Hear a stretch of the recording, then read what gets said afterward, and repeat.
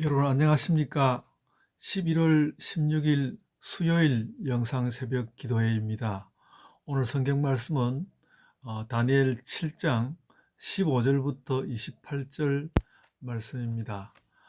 어제 말씀은 다니엘 이 선지자를 통하여서 어, 하나님께서 역사와 또 어, 종말에 이르기까지 어, 어떤 곤란이 다가오고 그래서 또 그 곤란 이후에 어떻게 하나님께서 그것을 되돌리시고 마침내 어, 그 하나님의 온전한 다스림이 있는 나라로 또 갈 수 있도록 하시는지 그런 전체적인 그림을 보여주는 것이라고 7장 1절로부터 14절을 말씀하였는데, 오늘은 거기에 뒤이어서 약간 한 부분에 좀 더 집중하는 모습을 보이고 있습니다.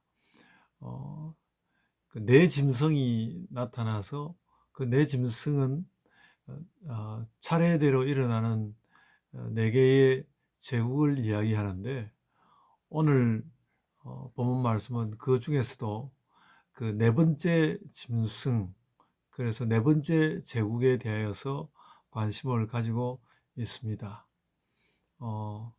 다니엘은 이 일에 대하여 그 아마도 수백 년 전에 아주 어, 구체적으로 말할 수는 없었어도 예언을 했다고 생각이 되고, 그 다니엘의 입을 통하여서 다니엘의 입을 통하여서 바로 그 네 번째 제국이 온 주변 나라들에게 해를 입히면서 무력을 자랑하던 그 시대에 대한 고발, 또는 또 그 시대에 대한 각성, 또 그 시대를 마침내 이겨낼 것이라는 어떤 예언의 말씀을 한 것이라고 보면 되겠습니다. 그래서 아무리 봐도 이것을 다니엘 그 당대에, 그러니까 주전 뭐 6세기 600년 그 주전 600년을 전후한 그때에 씌었다고 보기보다는 지금 여기 나오는 이제 그 네 번째 그 짐승, 네 번째 제국은 주전 한 뭐 170몇 년, 뭐 200년 하는 그러는 때니까요. 한 400년, 거의 400년 가까이 차이 나는데 그때 기록되었을 것이라고 봅니다. 그러니까 이미 다니엘은 그에 대한 대체적인 예언을 준 것이라고 생각이 되고, 오늘 기록되고 있는 내용은 사실은 그 셀류키드 왕조에 대해서 그리고 그 왕조에 특별히 이스라엘에 박해를 했던 안티오쿠스 4세, 스스로 에피파네스, 제가 주일날도 설교를 했는데 에피파네스, 자기가 신의 현신이라고 신의 현신을 자처하는 자의 음, 그 방자한 짓에 대한 어떤 그 신앙적인 의미에서의, 묵시적인 의미에서의 고발이 일어나고 있다, 이렇게 보시면 되겠습니다. 특별히 이제 유의해 볼 만한 말은 이것이 셀류키드를 일컫는 것이고, 또 안티오쿠스 4세를 일컫는 것임을 알게 하는 내용은 그 20절, 특별히 그 20절과 20절에 주로 그 내용이 나와 있습니다. 20절 보면 그 짐승이 나타났는데, 그러니까 헬라라는 그 짐승, 그 제국이 나타났는데 그것의 머리에는 열 뿔이 있다. 그 머리라는 것은 그들의 통치를 말하지 않겠습니까? 그 통치 가운데 열 뿔이 났다는 것은 10대까지 이어지는 왕이 있었다는 것이고, 또 그 외에 또 다른 뿔이 나왔다는 것이 11대 왕이 나왔다는 것인데, 이 에피파네스 안티오쿠스 4세는 어, 헬라의 그 세는 방법이 좀 뭐 세는 방법을 차근차근 이야기를 해야 되겠습니다만 하여간 그를 열한 번째의 그 어, 왕이라고 11번째 그 셀류키드겠죠. 셀류키드의 11번째 왕으로 그가 세워졌고요. 세 뿔이 그 앞에서 빠졌다 그랬는데 이 안티오쿠스 4세가 자기 형, 뭐 자기 형은 셀류쿠스 또 4세라고 하는데 그 형을 제거하고 왕이 되었을 뿐만 아니라 또 두 명의 경쟁자를 물리친 그런 역사적인 기록이 있습니다. 그러니까 그 뿔 앞에서 뿔 안티오쿠스라는 뿔 앞에서 다른 세 뿔, 그러니까 세 왕이 될 가능성, 왕이 되기를 위해서 다투던 세 뿔이 그 앞에서 빠졌다. 끝장이 났다는 것이죠. 제거당했다는 말씀입니다. 그래서 뭐 어떤 다른 해석을 하기보다도 이 해석은 그렇게 해석할 수밖에 없는 것 같습니다. 그리고 그 당시 안티오쿠스 4세를 중심으로 해서 실제로 그 사실이 명백하게 일어나고 있었고 성경에서도 그런 역사적인 상황을 꼭 기록해 놓고자 했던 것으로 생각이 됩니다. 뭐 그렇게 이제 이해를 하시면 되겠고요. 어, 굉장히 이제 마음이 가는 부분은 뭔가 하면 그 이제 처음 앞부분에 있는 그 18절에 보면 그 성도들의 나라가 와서 영원하고 영원하고 영원하리라. 그러니까 그 제국들이 아닌 다른 영원한 나라가 있다는 말씀이고요. 그 말을 또 저 뒤쪽으로 가면서 다시 27절에서 그 말을 다시 하고 있습니다. 나라와 권세 온 천하 나라들의 위세가 지극히 높으신 이의 거룩한 백성에게 붙임 바 되리니 이제 그 높으신 거룩한 백성의 것이 되면 그의 나라는 영원한 나라다 이렇게 말씀하였습니다. 영원한 나라는 따로 있다. 어쩌면 우리가 이 땅을 살아가면서 이 영원한 나라라는 것은 피할 수 없이 종말에 우리에게 도래할 천국으로 바라볼 수밖에 없을 것이다 이렇게 생각이 됩니다. 오늘날 뭐 미국이 워낙 온 세계적으로 위세가 당당하고 저 나라가 저런 나라도 힘을 잃어버릴 수가 있을까 그런 생각이 들 만큼 지금도 뭐 워낙 어, 그 힘이 강하고 그렇긴 합니다만은 뭐 그 나라가 결코 그렇게 온전히 도덕적인 것도 아니고 또 온전히 기독교의 진리를 다 따라가기만 하는 것은 아니고 세상의 나라라는 것이죠. 그래서 영원한 나라는 우리가 그런 여러 역사를 거치고 난 뒤에 생각해 보건대 우리로서는 사실 천국을 기다리는 일이 더욱더 절절하고 하나님의 그 나라의 영원함 그것을 우리가 기다린다. 기다릴 수밖에 없는 마음이고 거기에 대하여 하나님께서 참 우리에게 알맞은 응답을 주시기를 원합니다. 라고 우리는 그렇게 생각할 수 있겠고요. 그리고 이제 이런 그 징조들을 보고 있는 환상과 징조를 보고 있는 그 다니엘의 태도가 참 굉장히 인상적입니다.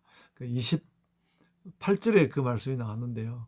그 말이 이에 그친지라 나 다니엘은 중심에 번민하였으며 내 얼굴빛이 변하였으나 그러니까 그 하나님께서 주시는 이 묵시의 내용이 마침내는 영원한 나라가 올 것이라고 하면서도 당장 부딪혀오는 당장이라는 것이 또 얼마나 어떠한 길이로 갈지도 모르는 거고 그 이스라엘이 멸망 이후에 흘러간 세월만 해도 수백 년 가운데서 이런 예언을 하면서 기다렸으니까 그렇게 간단하게 금방 올 것이라고 말할 수 없는 그런 부분이라고 생각이 되고요. 그래서 번민하고 얼굴빛이 변하였다.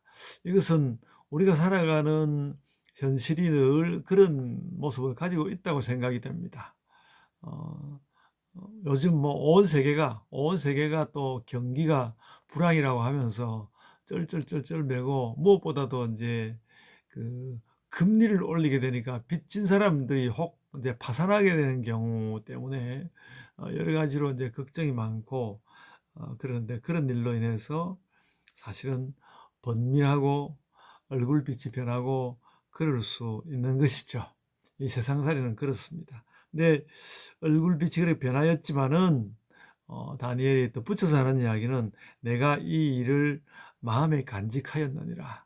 그러니까 하나님께서 보내시는 그 영원한 나라는 그러한 세상이 그 나를 번민하게 하고 내 얼굴빛을 변하게 하는 그런 어, 나라가 아니라 하나님의 영원한 나라가 올 것이라고 하니까 제가 그 나라에 대하여 그 일에 그것을 내가 마음에 간직합니다. 이렇게 이야기를 하는 건데, 그 우리가 마음 가운데 천국을 간직하는 것과 같죠.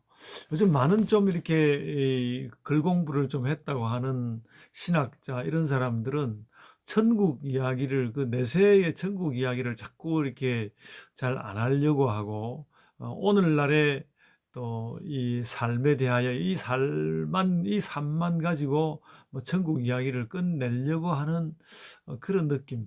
때로는 저도 그런 잘못을 범하기도 합니다만은, 오늘 이 다니엘서의 이런 말씀을 대하고 볼 때는 그런 말씀으로 인하여서 우리가 이 땅 가운데서 어, 천국과 같은 삶을 우리가 만들어내고 또 그것을 바라고 그런 것을 얻을 수 있는 것이지만은, 그러나 성경의 궁극은 분명히 그것은 아니라고 생각됩니다.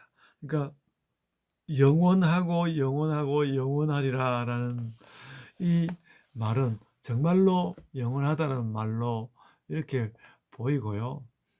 그 영혼을 자꾸 이 땅에서의 좀 잘하는 것, 그런 것으로 일단은 좀 돌릴 수 있지만 거기에서 궁극은 볼 수 없다는 것을 우리는 생각해야 할 것입니다. 그래서 우리의 삶이 어떠하든지 또 우리의 죽음이 어떠하든지 또 죽음 이후에 하나님 나라가 온전히 임하는 것이 어떠한 것이든지 간에 이 삶과 죽음에 관련된 모든 역사와 종말과 또 하나님 나라의 도래, 그 모든 것과 관련해서 모든 것과 관련해서 우리는 믿음을 가지고 그것을 기다리고 또 그 일을 마음에 품고 살아가야 할 것입니다. 그리고 그것을 품고 사는 것이 우리에게 참 기쁨이고 행복인 것을 또 알고 그렇게 사시기를 바랍니다. 오늘 말씀은 특별히 그 헬라 왕국 가운데서 그 셀류키드가 유다를 차지한 상황에서 그 안티오쿠스라는 아주 못된 왕의 이야기가 그 묵시를 해야 하는 아주 대표적인 세상의 일이 되었다는 것이고, 거기에 대면하여 그것을 물리치고 오는 나라는 영원한 나라로서 이 땅 가운데 좀 꽤 괜찮은 어떤 회복의 나라가 있다 할지라도 그것의 진정한 모습은 하나님 나라입니다. 이렇게 인식하고 살아가셔야 하겠습니다. 제가 이제 기도하겠습니다. 은혜가 풍성하신 아버지 하나님, 감사를 드립니다. 저희로 하여금 아버지 하나님 오시는 그 마지막 그 나라 천국을 기다리게 하여 주옵소서. 이 땅 삶도 저희는 애써서 천국을 만들어가는 그런 삶을 살게 하여 주옵소서. 주님 영광 받아 주옵소서. 감사하옵고 예수님 이름으로 기도드리옵나이다. 아멘.